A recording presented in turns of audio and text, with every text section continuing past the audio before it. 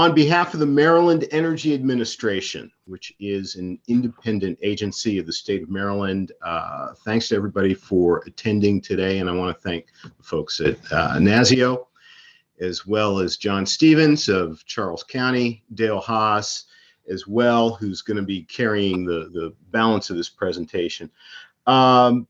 Just a word about the Maryland Energy Administration, MEA. We advise the governor and the General Assembly on all matters pertaining to reliable and cleaner energy. MEA's technical support and project finance programs serve all sectors of the economy with the goal of optimizing the state's relationship with the energy that it consumes. Our intent for today is to raise the visibility of energy performance contracting to state and local governments as a potential solution for asset management, capital finance, expense reduction, and environmental risk management. Looking forward to a good conversation today. Thanks so much, Chris. Really appreciate those opening remarks there. And again, welcome everybody. I'm Sam Kramer. I am the Financing and Planning Director for the National Association of State Energy Officials. We are the organization that represents the Maryland Energy Administration and their counterparts in the other 55 states, territories, and the District of Columbia across the nation. And we're really happy to bring this training to you. Before we get started, a couple of housekeeping things. If you do have a question at any point during the training, please put it in either the chat box or the Q&A box located at the bottom of your screen. Once we've had both speakers present, we will then go for Q&A for the rest of the session, and we'll be able to read out your questions to both of our presenters today. And with that, I'd like to turn things over to the key trainer for the day, Dale Haas. Dale is someone NASIO has worked with for many years in terms of helping states think through how to better develop and promote strong energy savings performance contract programs. Dale, he presently serves as a technical assistance provider for the Energy Services Coalition State Technical Liaison Team, which is supported by a cooperative agreement with the United States Department of Energy. Aside from his role with ESC, Dale continues to support the continuous improvement of the nation's compendium of best practices, tools, resources, instruments, and guides around performance contracting. And prior to this role, Dale was a member of the leadership team of Esko for over a decade and has been engaged in energy efficiency, providing client solutions for over 30 years. So Dale really does bring an impressive track record in terms of understanding the ins and outs of ESPC, and he's going to do a great job about talking through the basics of ESPC. And then we'll turn things over to Mr. John Stevens of Charles County. I'll have Chris introduce him as well, and then we can talk about how that's actually worked in Maryland. Dale, I think we'll turn things over to you for now, and feel free to get started whenever you're ready. Great. Thanks, Sam. And thank you all for joining us today. We're always excited to be able to share information regarding the fundamentals of energy savings performance contracting. Certainly want to thank our host, the National Association of State Energy Officials and the Maryland Energy Administration. I couldn't say this any louder, any stronger for you. This presentation is a well-placed primer about performance contracting. I'll be talking about concepts in general and always and above all defer to the state of Maryland. We've come to say very loudly for the last couple of decades in the chair that I sit in, we recognize states are sovereign. Your program is a little bit different than others. And so having said that, let's begin. The Energy Services Coalition is the organization that I represent. Sam mentioned a bit about it. What's important for you to recognize probably is that it's not companies, it's not agencies or cities or end users, it's individuals from around the nation that meet together, sometimes in person, sometimes virtually, to forward the concept of the benefits of guaranteed energy savings performance contracting. One of the real strengths of ESC are the fact that these, in some states, folks come together in a local chapter. They can meet, talk about how to promote, how to educate, and really becomes a great exchange opportunity. So if you're interested in that, by all means, let me know. So when I think of performance contracting, I always like to start with this definition from 1998, the use of guaranteed savings for maintenance and operations and so on and so forth. You know what? These are paid for by savings, improvements in facilities. Actually, a study was done not so long ago that asked people, why is it that you use performance contracting? And the fundamental reason was we need to get stuff done, and we just don't have enough money, time, or expertise to do it ourselves. So just to be clear about this concept, you know, you're going to spend this money anyway, either as a cost of efficiency or acquiring the benefits of performance contracting in your facilities where you're already deeply invested. So a couple other definitions to try to help us get our heads around the concept: a repurposing of utility dollars to fix stuff, save energy and water, create jobs. That's a good one.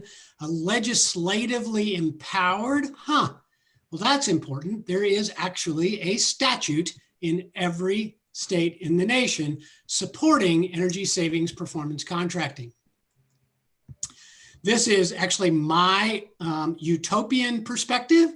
Debt-free modernization. In other words, if you're going to reduce the cost of utility operation maintenance, and you're going to replace that with perhaps an obligation to repay upfront money, financially, this is a net neutral transaction.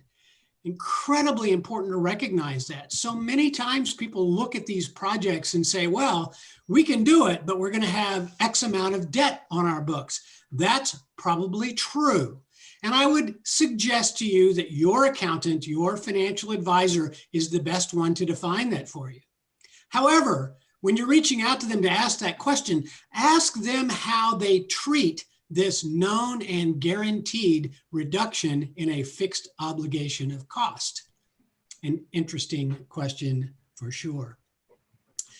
So when I think of definitions, then I always think of the sovereignty of each state. Here is section 12301 from the state of Maryland's code, and it walks through some of the fundamental terms and conditions of performance contracting in Maryland.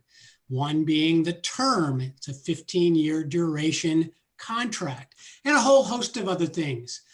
Reminder, we're going to be talking about things in general. We point you back to the state. Make sure you understand the rules of your state.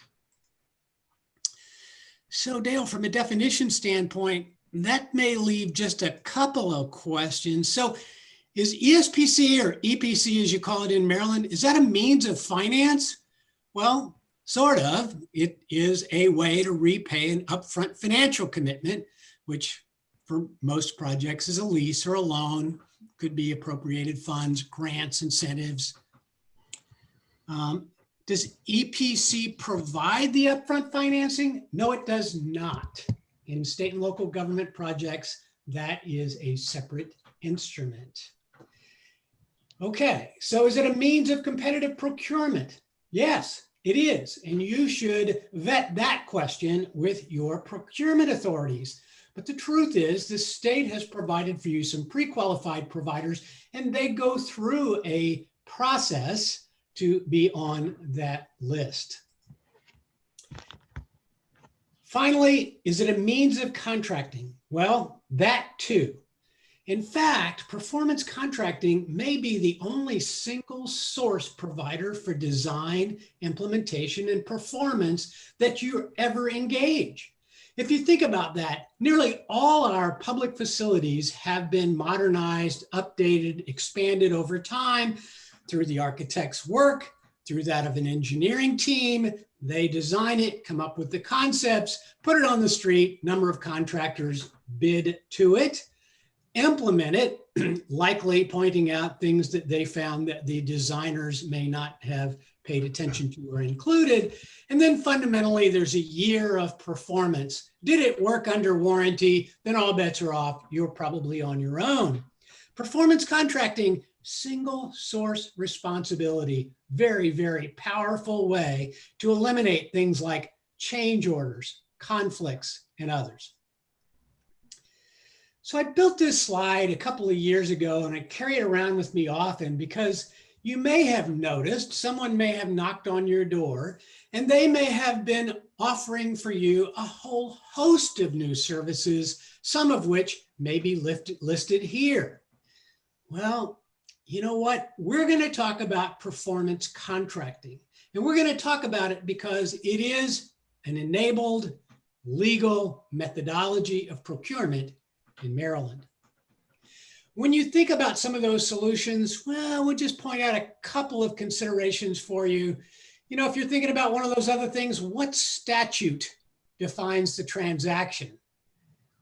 Likely there is one. It may be traditional procurement. It may end up needing to look like a bid, but there will be a statute that will define it, and whoever's offering you that concept should be able to point you to it. What means of public procurement is required? If somebody knocks on your door and you're in charge of a public facility and they say, I have the perfect widget, you should buy it from me, is that what you do? Unlikely. Likely there's a means of public procurement, and either it's defined in the enabling statute or it's not. So here's some other considerations that you might want to have at front of mind. Who owns the improvements in these methodologies? Who holds the risk? Is the upfront financing debt? Do I need a non-appropriations clause? Whose process should I follow? Whose contract should I use? Oh my, lots of public sector questions for things that are not endorsed, enabled by a statute like performance contracting. Other things to consider: what if I want to terminate this thing? What's the penalty look like? And what would I be required to do? Hey, I'd really like to see a copy of that contract. Frankly, I would too. Often I'm told those contracts are proprietary, which how you decide a contract is proprietary and you want to work in the public sector remains a conundrum. Can I still use my construction contract? Well, in a performance contracting agreement, it should become a schedule of that instrument. Can't speak to these other new solutions. So let's switch gears for a second. Let's jump back and say, you know what? I'm trying to figure out why I do this anyway. Well, the loudest voice in all the land has been for nearly 50 years is, I just don't have enough money to do the things that I want to do. And you folks understand this. If you're attending today, you likely know what the term deferred maintenance means. I always think it's odd when people say, well, I really don't need any help with this stuff. Well, do you have a deferred maintenance list? Oh, sure, we have one of those. Well, why do you have one? Because we don't have enough money to implement the things we need to do. So if no money is an issue, you might want to look to performance contracting. What if you're trying to reach energy goals? One that comes to mind for you might be an executive order that you're trying to reach. I don't really have the money to try to make the changes to achieve those goals, and I can't change my primary mission. I certainly can't send people home and turn off the lights, although that might help you reach your energy goals. You might want to look to ESPC. Maybe it's greenhouse gases or carbons that you're trying to abate, eliminate. Those environmental targets too can be achieved through performance contracting. Local jobs. It's rare that the Esko community brings in the energy services companies, by the way, is what Esko stands for. It's rare that they bring in their own construction teams. It could happen, but by and large, your local contractors, maybe even ones you prefer to do work in your facilities and systems, are the ones that will be doing this work. You have a voice. Hey, this failing stuff, it just doesn't work right any longer. I've tried to put it together with duct tape and baling wire, and it just doesn't work the way it's supposed to. How am I going to get this done? I need a great design, energy efficient, help me meet my goals. Look to performance contracting. And then there's this need for resilience. Well, we've all seen the devastation that can occur in these natural circumstances, and we need to recover from them, perhaps even more quickly. Maybe that looks like a microgrid. I'm old, maybe that looks like a generator. Maybe it looks like backup support in some way that can protect you from a grid failure of some sort. The need for resilience is on the front of our minds these days. I don't have enough money to affect that change.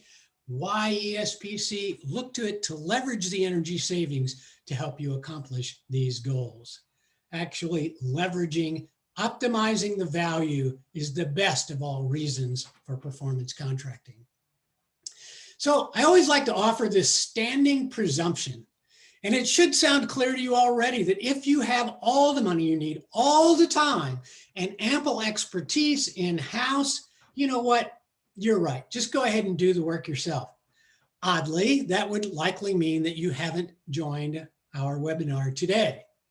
If you, in fact, don't have all the money you need all the time and the expertise on board, maybe performance contracting can help you.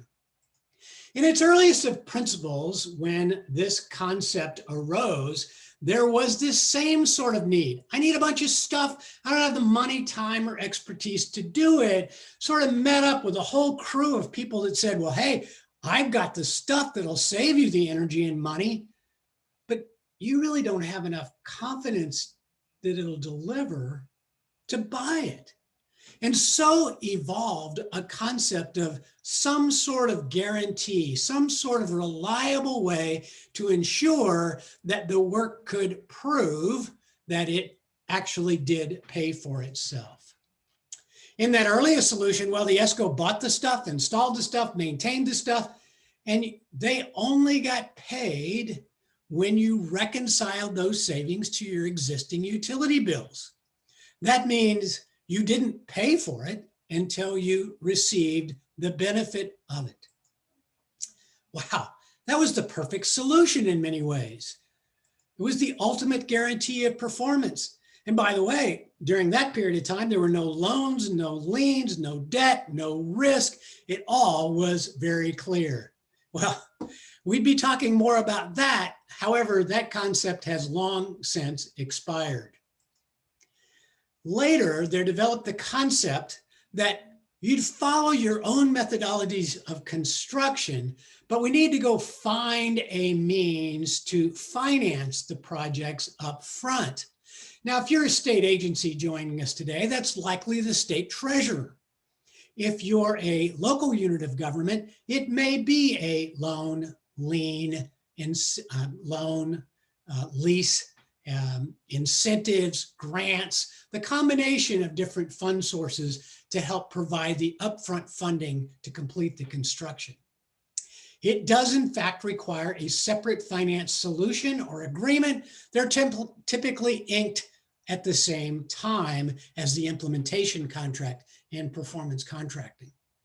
The most common use, particularly in local units of government and in many states, is a tax-exempt lease purchase. Really provides the grandest amount of flexibility, and the public entity receives title for the goods and services, typically without a security interest, as soon as it's received and implemented as a part of the project.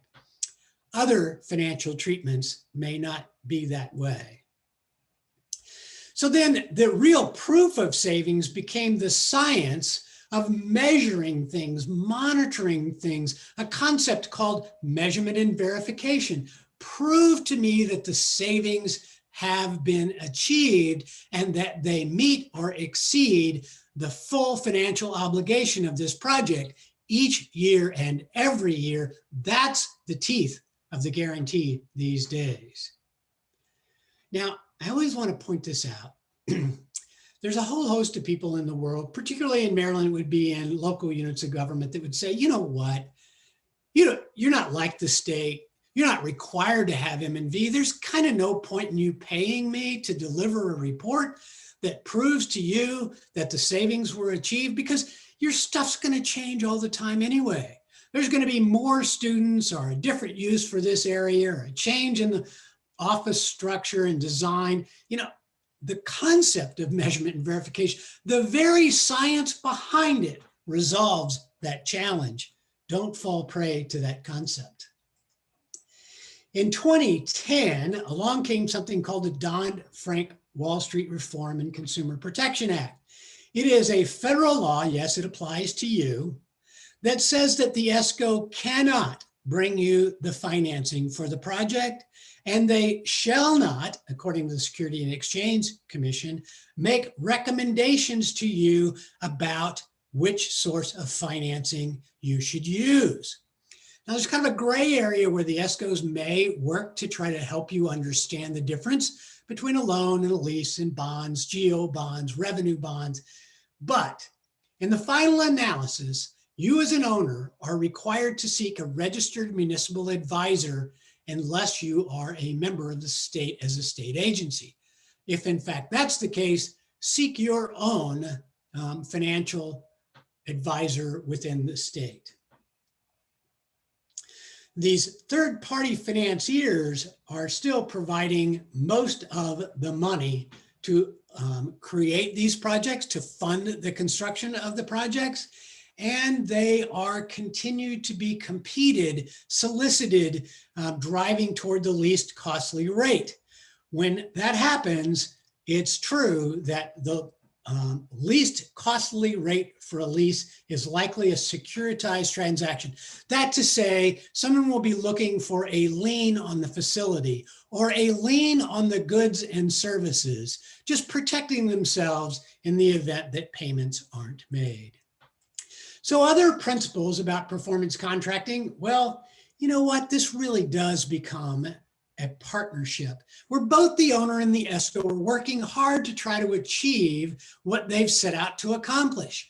Fix the stuff, make sure you don't interrupt my primary mission, and let's work together to try to see that the savings pay for all of the costs of the project. All work, and I can't stress that enough, should be required to meet or exceed the standards of the owner. So sometimes in these United States, I hear people say, well, that's not how performance contracting works. We do it differently. When we get done, we'll hand the project back to you. I disagree. I often tell people from a credibility standpoint, I've worked in, with, or for 44 of the 50 states in the nation, and I can just attest to the fact that you should meet or exceed your existing standards. Some of those may be standards of comfort. What's the temperature range that I need to be maintained in all my workspaces, in all my learning spaces? Now, I said all for a reason there, and I stressed it. If Mary's too cold in the summer and too hot in the winter, guess what? That should be resolved as a part of these projects. It may be that it's more energy efficient to see that comfort is obtained in that area and maintained. But don't sacrifice temperature, humidity, light levels. Those are standards of comfort, and they cannot be sacrificed for the efficiency of a project. Savings must pay for all the obligations each and every year. In Maryland, for state agencies, that includes maintenance of the goods and services installed. That's rather unique, hence I pointed out to you here. Other important considerations, well, I can't say it enough. This is a generic message. We refer you to the enabling legislation for Maryland to ensure that it's followed. Even stronger than that, it's important that you recognize that as a reviewer, as the authority implementing a performance contract, the language of the investment grade audit, the implementation contract, all schedules, appendices, all of it must comply with your enabling statute. It cannot conflict. It should not supersede in any way. Again, a loud voice there that your guide comes from statutory guidance and subsequently that's provided to you by the Department of General Services in their work in Maryland. Sometimes people undertake the concept of performance contracting like they're the energy champion. And I read this sort of thing across the internet these days still. Just appoint a champion and move forward. That's a bad idea. Okay, you may need a champion to sort of be the point of contact in your institution, but you're really going to need to assemble the energy folk, The legal authorities. If you're a state agency, that might be the Attorney General's office. If you're a local unit of government, find your legal authority. Be sure that they vet not only the concept for you, but as you move forward, any contractual instruments that are proposed for you to use. Look, there is no value in surprising a supervising authority after the end of a year or 2 years of work of trying to put together the concepts of the design of a future project. Your finance team should be intimately involved.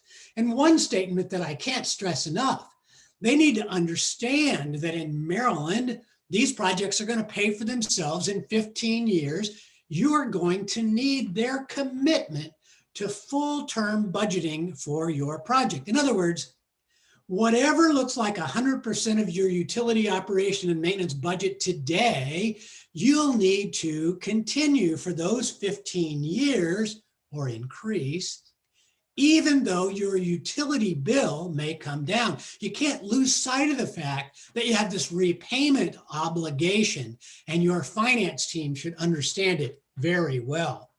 Then there's the procurement team. Wow, am I arriving at the selection of an energy services company, a provider, in a legally authorized way for my state, for my institution?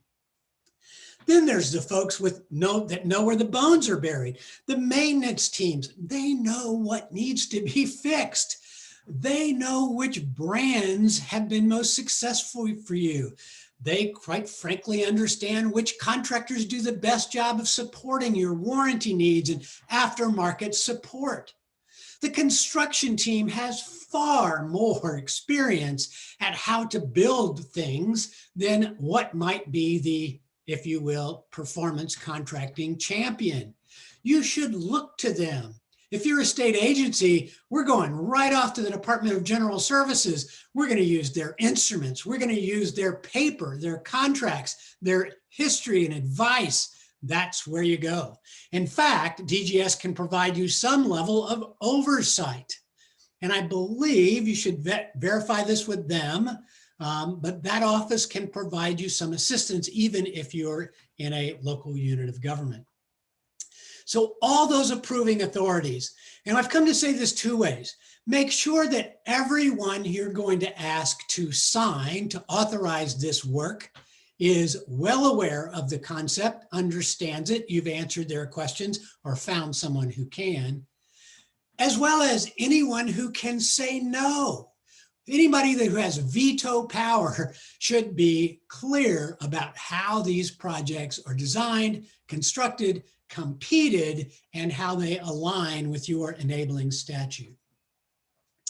You know, I hear this often, whose paper should I use? In Maryland, this is pretty easy. The Department of General Services has a pre-vetted, long-standing, indefinite quantity and indefinite contract. You should look to it. It is a great guide for you, even if you're not a state agency. It's a pre-vetted, well-used instrument guiding these processes. Now, within some of those instruments, there are some very important things like the term. Yes, your projects need to pay back in 15 years or less. There are currently there are 9 pre-qualified Eskos. Eskos that have agreed to the terms and conditions of the contract in the 168-page instrument that supports this work. They understand that in Maryland, the work requires full-term measurement and verification. In other words, every year of the project's term, there will be a study to illustrate that the savings that exceed the cost, including the cost of maintenance as provided by the Esko, has been achieved by the avoided cost that we generally call savings. There you see the director of the virtually energy office, of the Department of General Services in Maryland. His contact information is all over the website for you to find as well.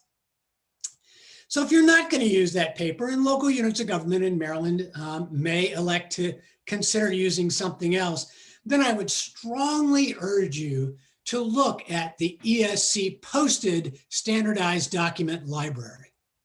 Now, the Energy Services Coalition, I and others, did not write these words. We didn't construct these contractual instruments. We looked at the states that were most successful in using performance contracting to achieve their goals, and we assembled that information. It continues to, by and large, be the instruments used by the most successful processes in these United States. A great means of resource for you. Okay, so we've decided this makes sense. We're going to move forward with the performance contract. What do I need to do? Well, the first thing is probably recognize that you're going to need about 36 months of utility bills. Now, people sometimes argue with me about that. They say, well, you really only need 2 years. To that I say, okay, what if 1 year is really high and 1 year is really low? What do you know is an average? That's why you get 3 years. You should be looking at 3 normal years, by the way. If you vacated your premises for all or part of the pandemic year, you can expect your utility bills not to reflect normalcy. So be sure when you go about this work of trying to see what your facilities and systems normally consume in the way of energy and water, be sure that you're looking at least 3 years of normal data. And that's for all the utilities. You know, it's not just electricity or gas. You could have propane. Make sure you have your water bills, your sewer bills, virtually anything that's going to be touched by this concept of performance contracting. You should have a normal or baseline average use and consumption profile.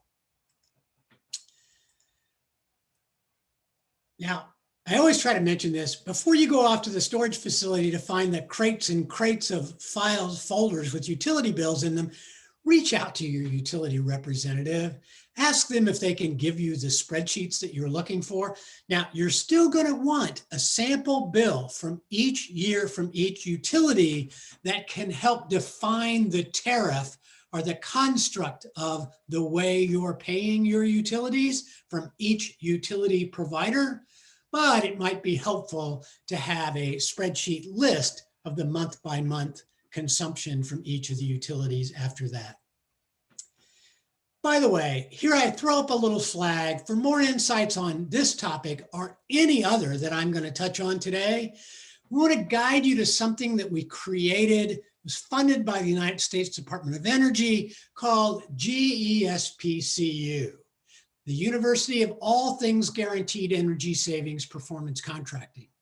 Within those 25 lessons, you can find information about how you prepare to move forward in a project, as well as information every step along the way that you might find extraordinarily helpful, a far deeper dive than we can afford today. If you don't understand your utility bills, the kind of things like demand charges, or riders, or taxes that might be on your bill, it's important that you find that utility representative, maybe even your Esko, can help you understand those tariffs, their construct, and what they mean for you. Now, this is an important thing to recognize. If your utility bill is $100, but only $85 of it can be impacted by any form of efficiency, you should not be looking at the whole value in money as related to those units. That to say, your bill has fixed costs on it that will not be affected by efficiency or change in work. You need to understand your bills prior to moving forward. And then there's this pre-project list. Wow. Gosh, Dale, you got 13 items on this slide. Well, that's not all of them. In virtually every model instrument, there is a long list that says, look, if you're getting ready to issue a request for proposals from the industry, be sure that you've collected this information about building square footage and how you typically operate, engineered logs, maintenance work orders, all the kinds of things that can be informative. That will simply help you be a good partner, understand your facilities and system presently, and advance the speed of the project considerably. Picking partners, well, there's a lot of partners that people want to think about. Number one, in this world today, there's a concept of an owner's rep. You may have heard that for all sorts of different kinds of work. There is a burgeoning new industry. People every day are being added to the ranks that say that they can support you as an owner's rep for performance contracting. Now, this is a nuanced 50-year-old particular type of construction, finance, and procurement. It does require some insight and background knowledge. Can an owner's representative help you? A good one can. When would you need them? Early and often. How can you find them? Well, we continue to put together little lists where we've found credible, reasonable authorities that have the ability to do that. If you're a state agency, you might look to DGS and see if they have any recommendations for you. If you're a local unit of government, I encourage you, reach out. We can point out those that we know exist in the marketplace today. I can tell you as well as a piece of insight that the Department of Energy has promoted a rigorous training and certification concept for owners' representatives that will likely be rolled out toward the end of this year, really helping ensure that those that claim to be an owner's representative have the appropriate background and information to support you. How do you pick an Esko? Well, you have 9 pre-qualified providers in Maryland. I'd look there first and then try to figure out, what can I learn from their proposals that they've submitted? Maybe I want to interview them. I would. I'd actually want to interview the team that was going to do the work for my project. I don't want to talk to their managers. I don't want to talk to their marketing team. I want to talk to the men and women, boots on the ground, that'll be in my facilities doing work. I want to understand their references, how they do work. And frankly, as you see in that last bullet, I want to know that I can be comfortable with them for the next 15 years. These are folks that you're going to work with, make decisions with, try to understand concepts from. Are they the folks that sit down with you and help you understand how this rolls out long-term and what the impacts and risks are? Or do they share with you things like, that's not how we do it, I'll share that with you later, the kind of things that make our hair stand on end, frankly. And what about financiers? How do I go about picking them? Do I look on paper? Do I get the cheapest rate? Well, I'd interview them as well. What do they know? How can they help you? What experience do they have in your marketplace? What flexibility can they afford you for incorporating incentives? You know, you really won't receive those incentives until the work's been installed. And so you may need to incorporate those funds as a buy down into the repayment. Wow, the kind of flexibility you need to know if it exists from your financier or not. Let's move on to the investment grade audit. Now, this is a technical study. It is a technical study that you should be prepared to pay for should you elect not to move forward with the project. It is that much of a study. It is not free work. It may get paid for by the implementation contract if you elect to move forward, but it is a real study, an inventory of the loads of consuming devices and all of the variables that impact them, the weather, the occupants, how you're using each space. It would point out the standards of comfort, who's going to have roles and responsibilities of doing what in my facility. What if we do add 30 more students next year? How's that going to change my guaranteed performance contract? How will you illustrate that to me? What will it look like? How can it impact the project? All the kinds of things that are clearly defined in a great investment grade audit. Which projects we're going to do, the scope of work from beginning to end, an incredible amount of detail. This is your design document. treat it as such. And as well, it provides the only true picture of your pre-implementation status. Investment grade audits, good ones, have pre-construction pictures. They have notations about observations that were made during the study, perhaps notes from interviews of occupants and your maintenance and construction teams. Investment grade audits, incredibly important to the success of your project. In GESPCU, we host no less than 5 separate little 10, 15-minute lessons for you to listen to that can be most helpful to you in understanding the role of an investment grade audit. It should define the scope of not only the whole project, but the scope of every measure. Well, Dale, we're just going to install the 300-ton chiller. Really?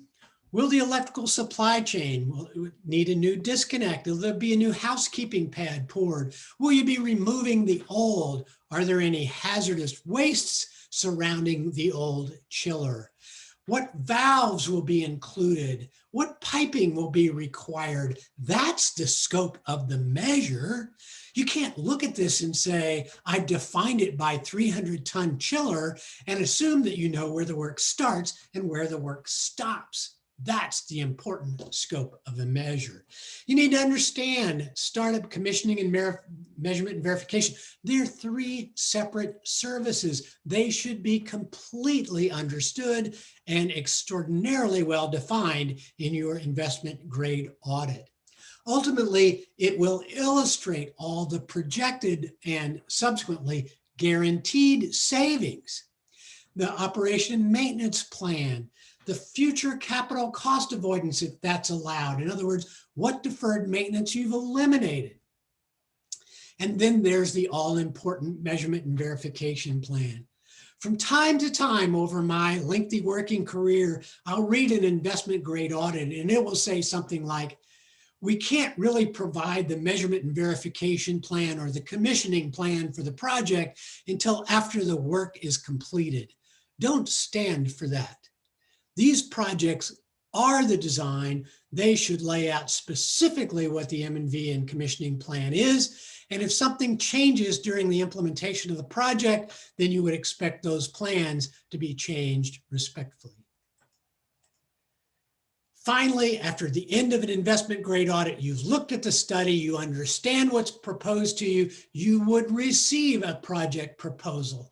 Now, it would present for you what work is recommended. It would make references regularly and often to the work of the IGA, but provide for you a simple instrument that you could present to a supervising authority to approve, allowing you to move forward. It would include the measures, the construction plan, a commissioning plan, the M&V plan, all the various options for measurement and verification, the term of measurement and verification. I can't remind you often enough, in the state of Maryland, state agencies, M&V is required for the full term every year of the project. You should see in that proposal the pricing for the project. And once again, I say you should understand it clearly and plainly so that you know that the project that you're planning on receiving is of extraordinary value.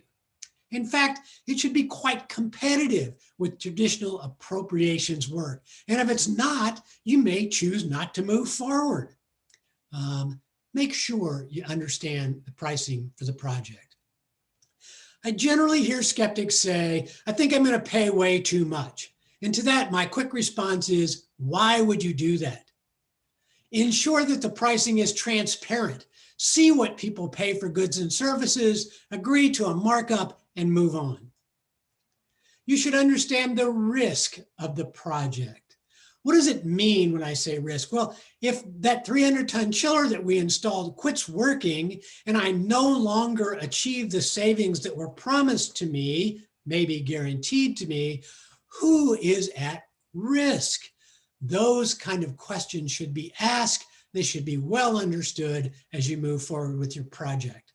The answer, by the way, should be defined from the investment grade audit and plainly stated in the implementation contract. Other things that would be identified in the investment grade audit, the guaranteed savings, and then this concept of a safety factor. I'm going to explain that briefly. Assuming you have a 100-watt incandescent bulb, if it's still any of those alive in the world, and you unscrew it and you replace it with an 11-watt LED, well, therein you clearly would be saving 89 watts for every hour that you've used that lighting fixture. However, there may not be 100% confidence that that 89 watts will show up every day for the next 15 years. So you know what? Instead of guaranteeing 89 watts, maybe you and I negotiate that and we agree that I'll guarantee 82 watts to be saved. Will it reduce the size of my project a little? Yeah, but in the end, we'll all be happier when those savings are achieved. Pricing, I emphasized that earlier. You might want to understand if you are operating under a guaranteed maximum price. If the cost of things go up after you've received your proposal, you should expect the Esko to have protected themselves. All of their quotations from subcontractors and vendors should have a prescribed set of time that says this proposal is good for X many days. Now, while that may mean that you need to make a decision about moving forward with the project in those days, if the Esko is protected, then so are you. On the other hand, if the price inflates dramatically on one of these measures as you move forward in the project, well, you should be counting on the savings to pay for the project, so you may or may not allow that to occur. We believe around the nation, we scream this loudly, should be open book or pricing transparency. The difference being in open book pricing, typically if the costs go up, the price goes up. I don't always agree with that. And in some states across the nation, it's frankly just not allowed. Bids, well, the subcontractors, the devices and systems, they might be bid, but the Eskos won't. And then there's the concept of assessing reasonability. I keep mentioning this 300-ton chiller. I look at it and I think, wow, that's way more than the last 300-ton chiller we bought. Okay, go look and see if the last one that you bought included the design, the full scope defined, maintenance, operation, training. You know, you just got to make sure when you look at pricing that it is apples to apples. Finally, in this proposal, you should be presented with something called a cash flow pro forma. It should illustrate that those guaranteed savings meet or exceed the cost obligation you have for repayment each and every year of the contract. Generally, the implementation contract, the EPC it's called in Maryland, incorporates the IGA in whole. Provides all the terms and conditions from your typical construction contracts, provides an order of precedence. You know what that means, whose document is going to speak loudest, defines the purchase of services. I may have some vendors that I need to procure from, brands that I have standardized on that must be followed. It incorporates a finance agreement, defines the billing and the payment procedures. All of the details will be fleshed out in this implementation contract.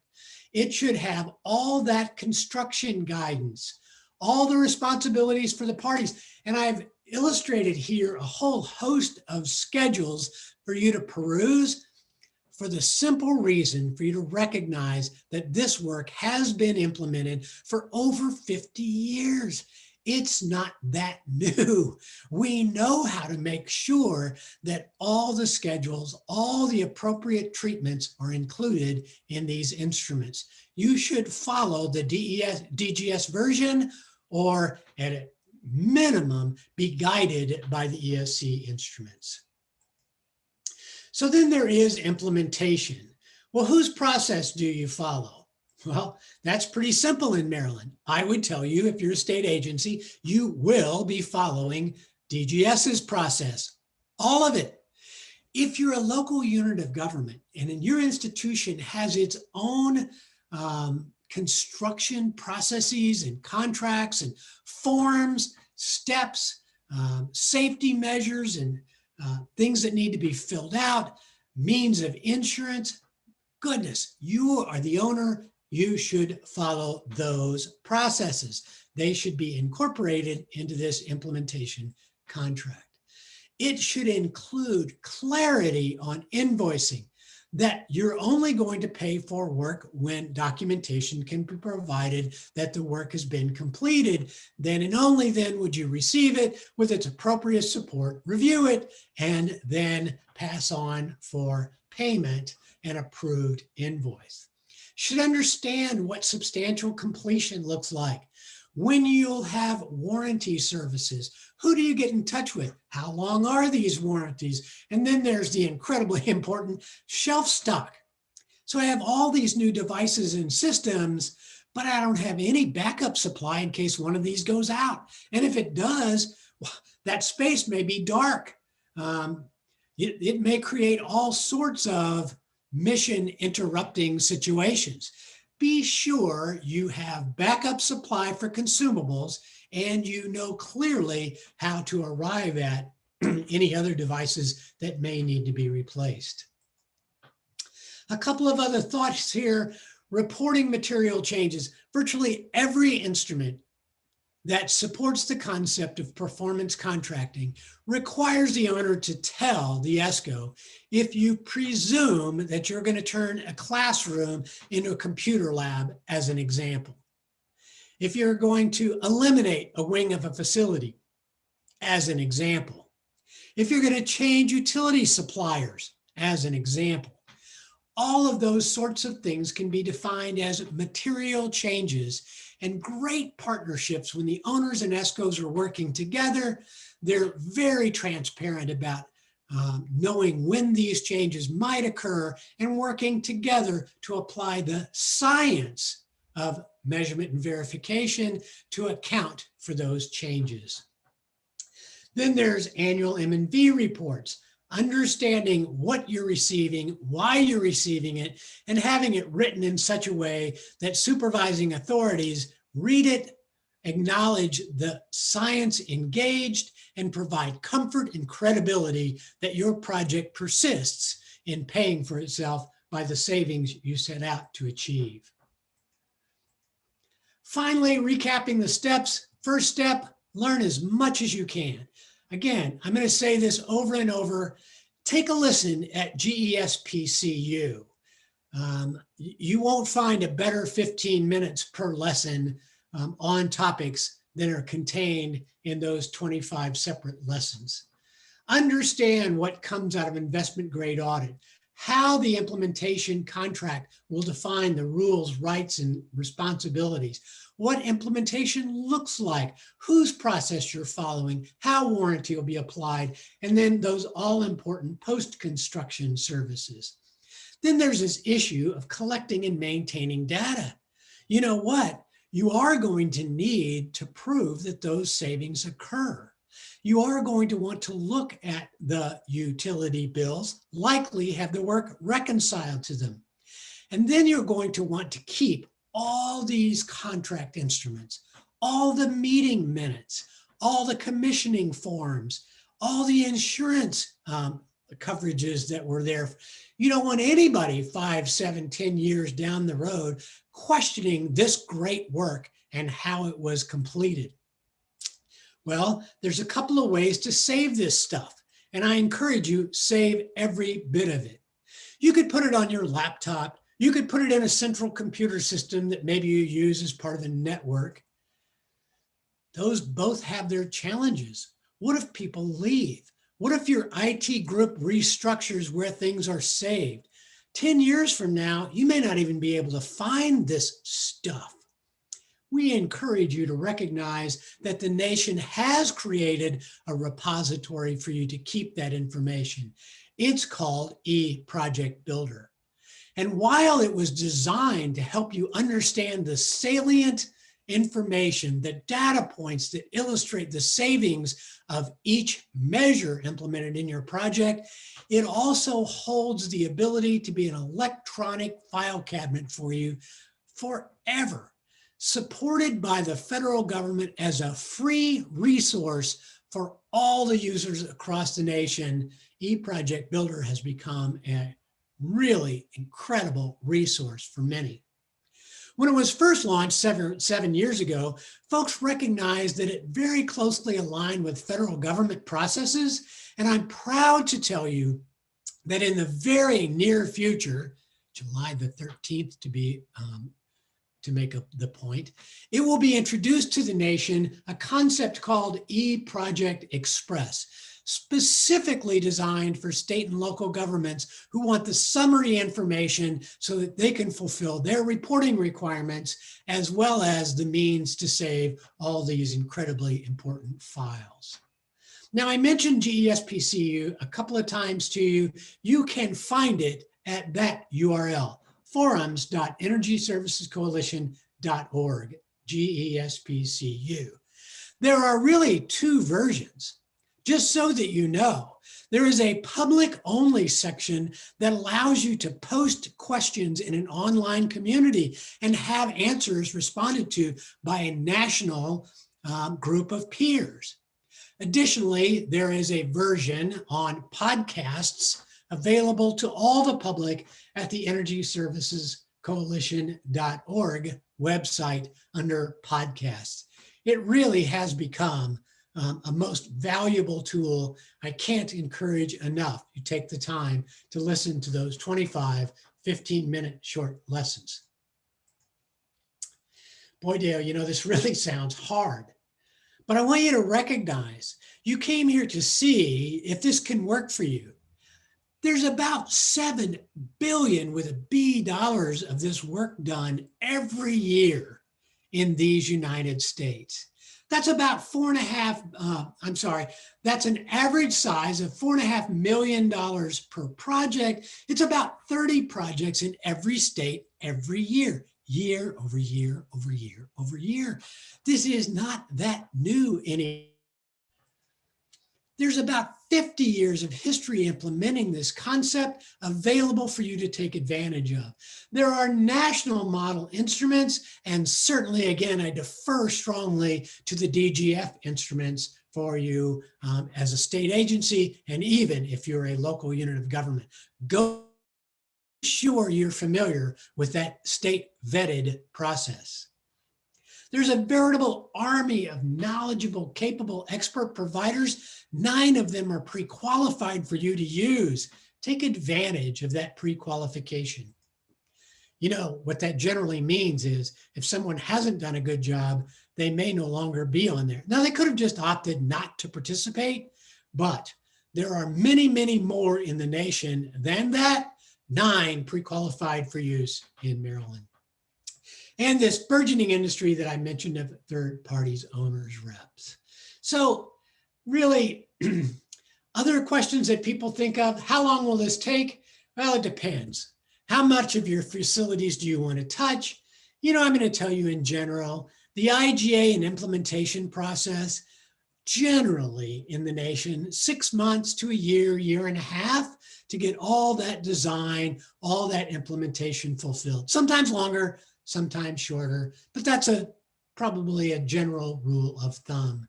When will I start seeing the savings? Well, when devices and systems are installed. How much will this impact my day-to-day mission? You're in control of your project. Be sure that there's minimized impact to your day-to-day work. See what can be done after hours, how you can vacate the spaces and continue your primary mission in a rotating way. Make good decisions about how to implement the projects. Won't I lose control of this process? Again, I say, I wouldn't. If it's your project, see that you maintain the control that you want. It is your privilege. No, it is your right. Will I still be able to make the changes that I need to continue to operate in my spaces? Of course you will. Plan for it. Discuss it with the interview of your Esko, potential Esko providers, how that's going to work. Here are some resources that we typically collect and try to share. These general ones we'll make available to you. We'll email these out to you. And then some very specific to Maryland. You should also be very familiar with these resources. Finally, while this may be new to you, it's 5 decades old. I truly believe that success awaits for you just around the corner. Whether you just need work done or you're trying to achieve a reduction in your energy consumption, you're trying to be a great environmental steward, you're creating jobs, you're trying to get rid of these deferred maintenance lists. I want a healthier or a better working environment. Well, success is, in fact, just around the corner through EPC. I thank you for your time and attention, and I'm going to pass this concept back to Nazio. Sam, back to you. All right, thanks so much, Dale. That was a fantastic presentation, definitely leaving us on an optimistic note there. And so we've heard about the fundamentals of EPC and a little bit about how Maryland's program works, but I think what's also important to hear is how folks in Maryland who have actually used this program have found it work and kind of what they've used it for. So I'd like to invite our next speaker up to bat, and Mr. John Stevens. He's with Charles County. And if we could have Chris Russell provide a quick introduction for John, then we can get started with his portion of the presentation. And Chris, you are on mute.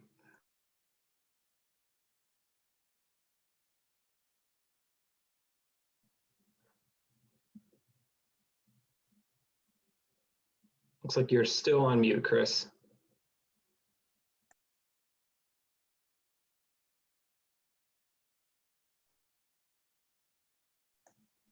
That should work. Looks like the mute sign's gone. Chris, I think we still can't hear you yet.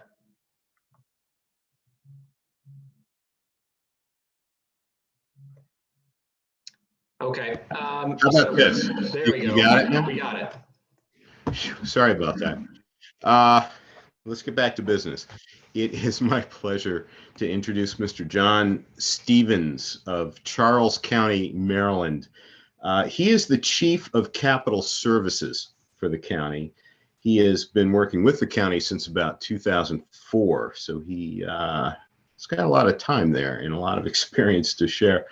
He is building on his experience in construction management. He studied at Hampton University, and he's got a story here about his unique experience to share with everybody. So thank you, John, for being with us today. Take it over.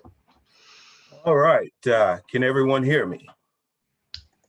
Yes. All right, great. Thanks, Chris, for that illustrious introduction. And I want to thank Nazio and the ESC and MEA for this opportunity for me to share Charles County's experience with our current and first and ongoing energy performance contract. So with that, I am going to share my screen and move toward my presentation.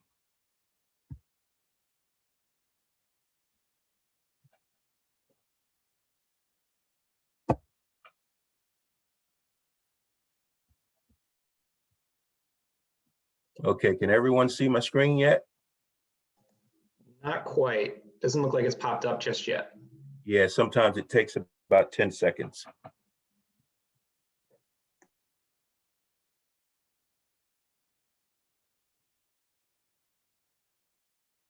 All right, let me try this one. There we go.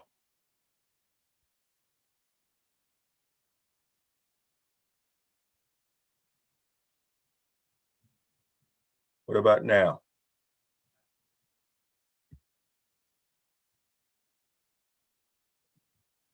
Not yet.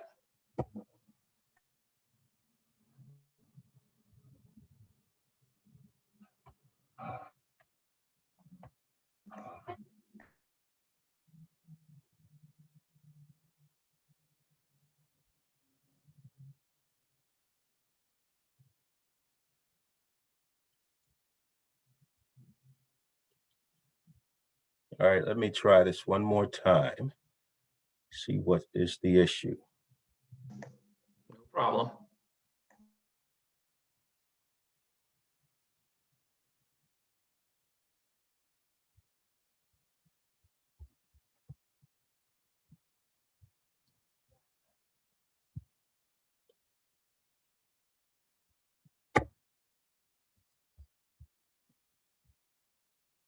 Any luck? Nope. If you want to send me your slides really quickly, I'm happy to share my screen and get those pulled up. Okay. You just have to let me know when to move to the next slide. All right. Sorry, folks, just a couple of technical difficulties here. We'll get going in just a minute.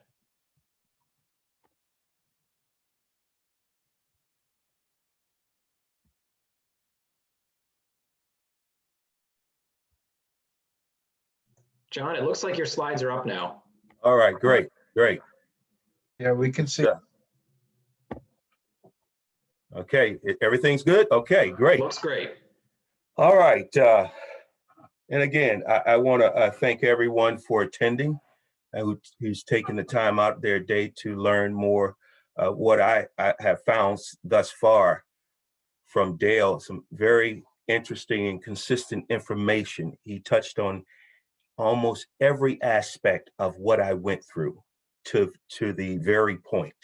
So getting started, I'm going to provide a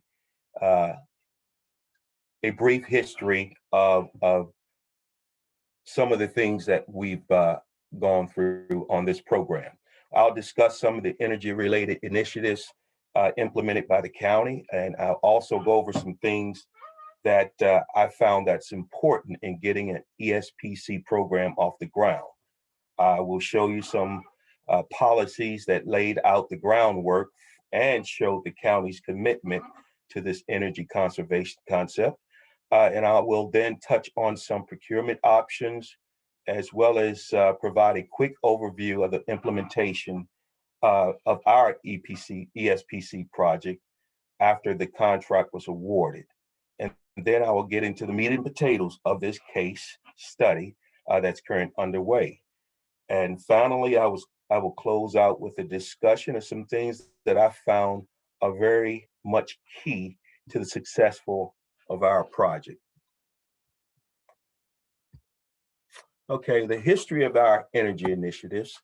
In 2011, we had a thermal program water heating system study performed. And then in 2012, a couple more initiatives were implemented. And then in 13, and I highlighted those green because those were some key initiatives that really started us on this track of energy performance. After the commissioners and some county executives received some communications from several Eskos, they asked me as the Capital Services Division Chief to look into this. So in 2013, I began doing my research of this concept. And I did present what I found to the county commissioners. Interesting enough, in 2013, it was relatively new for us. It was probably relatively new to Maryland, as I didn't find much information in ways of how to get started or where to get started in Maryland. So when I presented to the Charles County Board of Commissioners, I then asked that I'd be allowed a little more time to review and learn more about the program, this concept. They were in agreement because it was relatively new. And again, it wasn't that much information out there. So further investigation needed to occur. Also that year, our facilities department, they did develop an energy baseline with the help of a consultant. And and in 2014, an installation of a water conservation toilets and faucets were implemented in county facilities by our facility maintenance group. And then in 15, LED lighting retrofits were done on select buildings using some state-funded energy programs. And in 2017, another key point that I highlighted, we implemented our second pilot project, working with an Esko.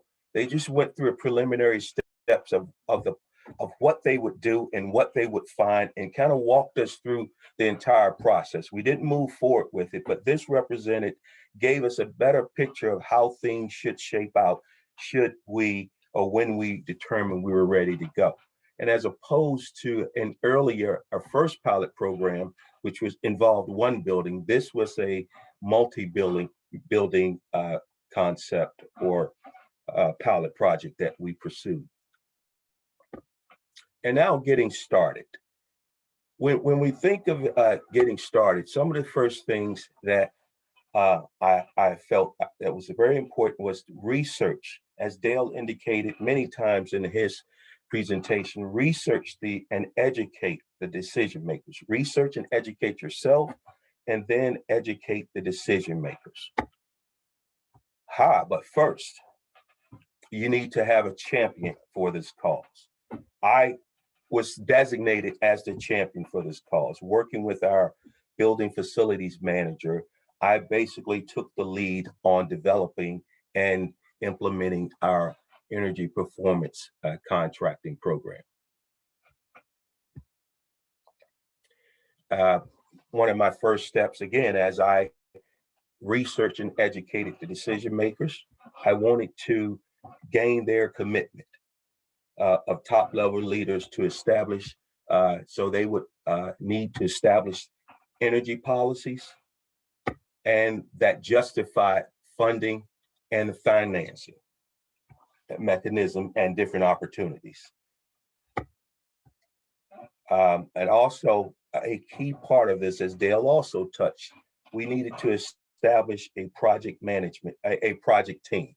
And this team consisted of the legal, it consisted of our building managers, it consisted of program managers, and our financing partners. Now, as a word of encouragement, this path, again, may first appear challenging and even somewhat overwhelming. However, if we utilize the available resources, many of which was outlined by Dale, this energy design concept, and using an energy design consultant and experienced Eskos, you will have all the tools needed for a successful energy savings performance contract. Okay, I previously mentioned gaining commitment and establishing energy policies. Here are some of the energy related policies that the county installed initiated. Bill 2014, a solar energy and wind energy systems. And then in 2016, we developed and established legislation for a clean energy program. And then in 2016 also, we adopted through our comprehensive plan, chapter 6 of our energy conservation plan, which outlined the establishment of an energy baseline. Also, energy consumption reduction goals were in this plan, as well as an energy generation and distribution initiatives. And finally, the Charles County Resolution 2017-12 climate control initiatives. Procurement. Each organization may have, as Dale touched on, many different methods of procurement. They're probably very similar in nature. The ESPC concept offers other procurement solutions that are worthy of consideration. One being the opportunity or ability to piggyback on DGS's existing resources. As Dale indicated, a pre-vetted vendors list, what I found to be very helpful. And there were model RFPs and RFQs to be utilized. And also, the RFQs process is for the actual implementation of the ECM development and the construction, and also for financing. You will find model programs or model contracts, RFPs for those as well. And then there's options with the RFP itself for financing. You can pursue owner financing and a 0% financing from MEA. An implementation process begins with the solicitation for the statement of qualifications. Once that has been done, once the contract is awarded, negotiation begin for the energy services agreement. These agreements can take on different forms and structures depending on the overall goal and objective. Now we get into the preliminary assessment. Once we initiate the contract, the master services agreement, or it's also called an energy services agreement also. A preliminary assessment is performed, usually at no cost. And then an audit work order is initiated. And that's where the investment grade audit comes in. And that comes at a cost. As Dale stated, this cost can be rolled into the energy performance contract, or if we don't move forward, it will be a cost associated or a backout fee associated with this. And then there's the savings guarantee, investment grade audit that comes with a savings guarantee, and as I stated, the backout fee. And with that audit work order, it will produce a baseline analysis. We need to know where we are before we can determine where we're going. And then it also involved developing the energy conservation measures. And lastly, in the process, the construction work order, where that we implement the design and the construction process. And at the end of the process, the construction, a measurement and verification system. Now, back into the meat and potatoes of this project, the case study. Our project entailed the evaluation of 140 facilities. Our primary goal was to reduce costs while increasing efficiency. Of those 140 facilities, 33 facilities were included in our energy performance scope. These facilities, here's a list of the various types of the buildings and operations that were included in the scope. So moving forward, as previously stated, the audit produced the baseline information that will be used to map out the course of the project. The baseline report shows the total square footage, utility spending costs, and here is a breakdown of the utility annual savings budget in percentages, and here it is in a pie form. The key thing about this, once we get to this point, it really gave us direction or a map of what areas that we should concentrate on. And basically, looking at this, we knew 71% of our annual budget is in electricity, and that's we know would be one of the high target areas for potential savings.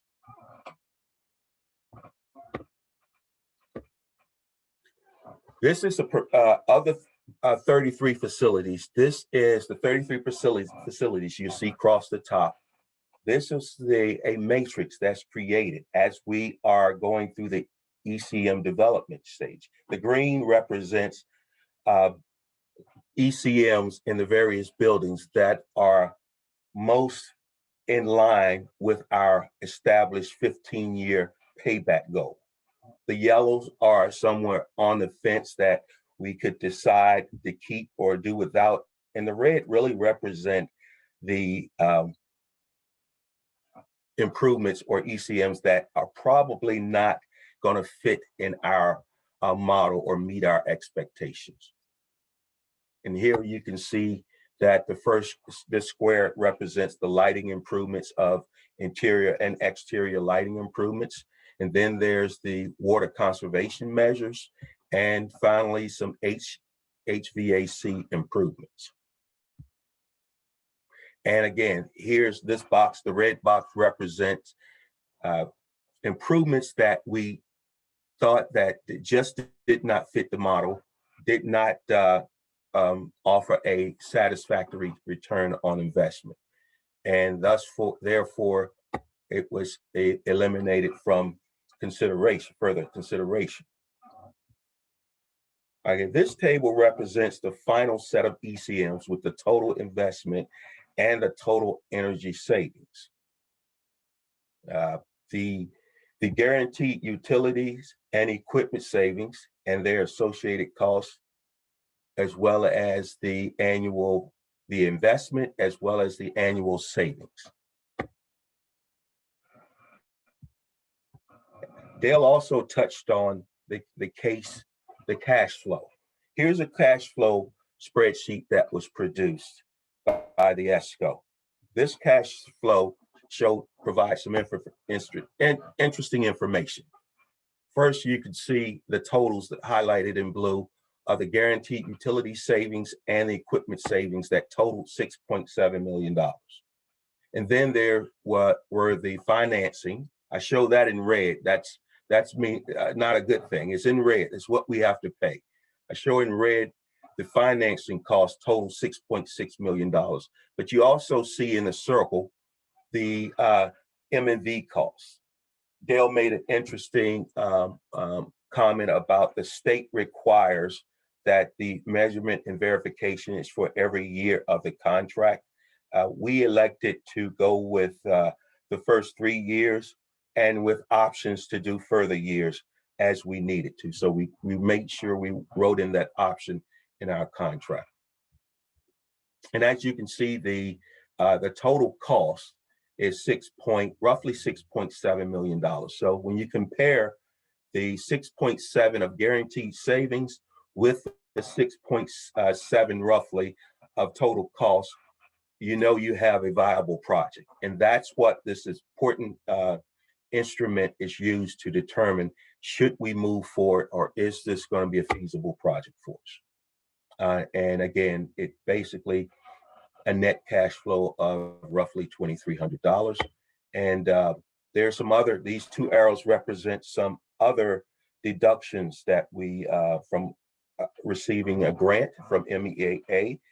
And this was the estimated grant at the time. It ended up being more than that because we applied for over several years. And also their incentives from SMECO rebates. That's an estimated cost of that.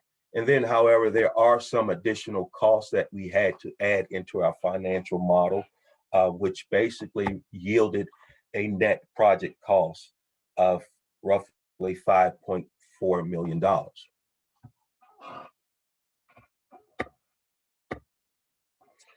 Okay, this table shows a breakdown of the scheduled value by the facility and ECMs. You may note in the blue areas that are identified, they're the higher cost projects whose payback periods did not necessarily fall within the 15-year target, and that was primarily due to their high cost. And then there's a next group of projects that I'm identifying. These red boxes shows considerably lower costing ECMs, but still not meeting the payback goal. And that's basically due to they rendered very low savings. However, in the final, if you look at that final, it's small to see, and I would just discuss it, but 12.3 is the payback period. Although those items were out of it, it made sense to put those in there. And both sets of ECMs remain in the project because the facility managers expressed their need and desire to have those projects. So I think it's important to note that the ESPC concept allows savings in other ECMs that subsidize much needed improvements, as in these cases. And you will also note that the overall payback period, as I stated, is 12.3 years, which meet our established goal of 15 years. Okay, and then here are some goals and achievements that we realized from our energy services savings performance contracted. We saved roughly $438,000 annually in costs, which represented 20% of our utility costs. We also, there was a 26% reduction in water consumption that will help with our county's water conservation and water supply initiatives. Also, there's a reduce of carbon footprint equivalent to roughly 4,000 metric tons of CO2 per year and greenhouse gas emissions reductions.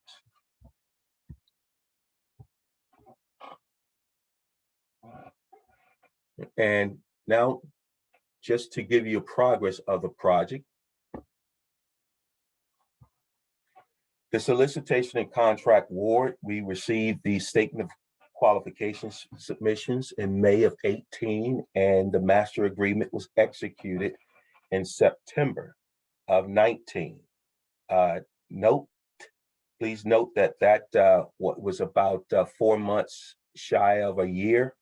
But again, we had to do, we had legal review, we had to do more research, and we wanted to make sure before we move forward that we had a good and solid agreement, and part of the selection process that was involved in this as well. And then as far as the investment grade audit, we did issue that, and agreement was executed in January of 19. You may note that it was before the master agreement was signed, but we were able to move forward with the audit agreement in January before it was signed. But then the IGA was completed in March of the next year. So it took roughly 14 months to complete the IGA.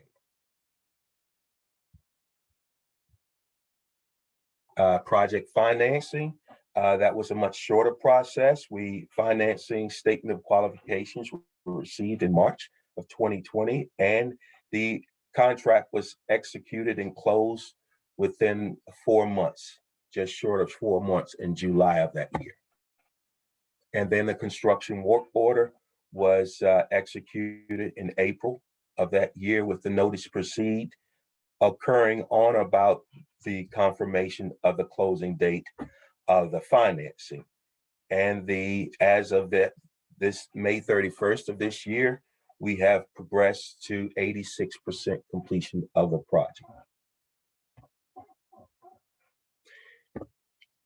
In closing, here are some points that I would like to offer of what I found to be keys to the success of our project.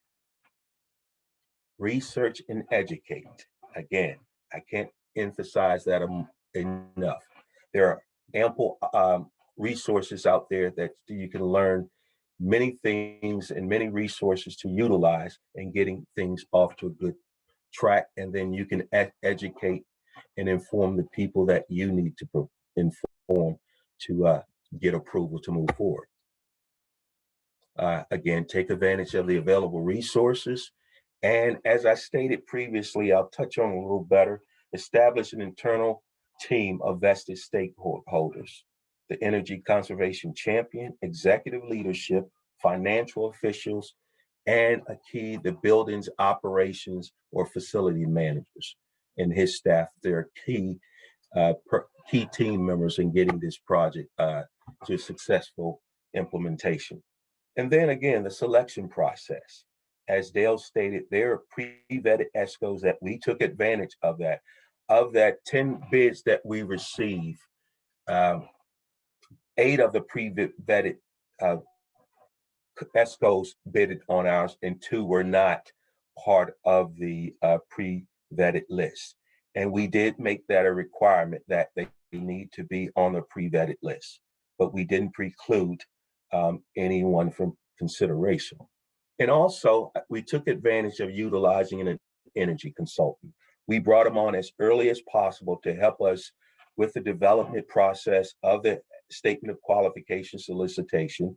He also helped us with the selection process and just had what we felt had the experience and had dealt with several energy performance contracts within the state of Maryland. So we were fortunate to find and have someone that with one of the firms that was part of our task order consultants. They just happened to have had an energy consultant specialist on board. And then you want the quality control inspection. You want, we also utilize our energy consultant for that, as well as the group I oversee. We are experienced in the construction and implementation of HVAC system, lighting systems, as we have done in many of our building projects. So it's very important to have a good quality control inspection, as well as our facility managers group. Those were our experts in HVAC. Those were, again, where people that knew where the bodies were buried. They had very good insight and intel on the systems, and they were instrumental in determining the quality of the construction. And finally, as we stated, you have to have your measurement and verification program in place to make sure that you are realizing the savings and the project is in fact paying for itself. So thank you for this opportunity. And again, please feel free to reach out through MEA if there are any specific questions that you have for our program. Thank you. And now turning it back over to you, I believe Chris or Sam, I'm sorry. Great. Thank you so much, John. I know we are a little over, but I had a couple questions here. Just wanted to make sure we asked. I think a question either for John or maybe for Chris as one of the MEA representatives here. What are the legal hurdles that a first-time EPC consumer might encounter? Oh, that could be a wide range of things. Mainly understanding the charter for your organization or the county or the city where you are, understanding what is allowable debt at present. You want to make sure that what you're proposing is aligned with the definition of allowable debt. And there might have to be some sort of resolution to change the charter to make it amenable to the concept of EPC. So that's a big one to watch out for. Yeah, and I can add to that this was pretty much a new concept with us. So it took legal. They had to somewhat educate themselves on the legal aspects of the contracts or energy performance.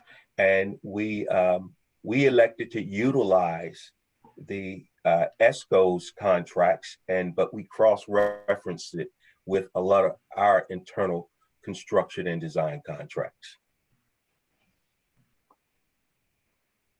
Sam, can I interject another point here that I think is very important? Sure. There is a temptation in most organizations to want to cherry pick. They want to do the easiest things with the quickest payback, the greatest amount of payback, and they'll postpone everything else. And usually that means lighting upgrades.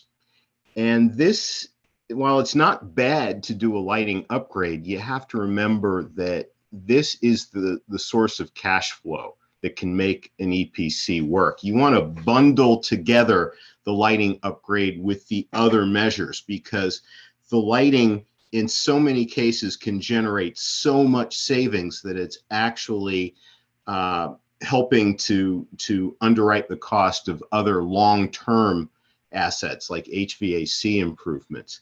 So the key to success in an EPC is making sure that you stage these improvements at the right time together as a bundle, rather than trying to pick off the easy stuff.